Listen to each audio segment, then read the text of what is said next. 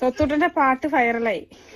ആ വൈറലായതിന്റെ സന്തോഷത്തിൽ സ്വത്തുവിന് നമ്മൾ ബിരിയാണി വാങ്ങിച്ചു കൊടുക്കും. ഒരു ചിക്കൻ പീസിന് വേണ്ടിയിട്ടാണ് അവൻ പാട്ട് പാടിയത്.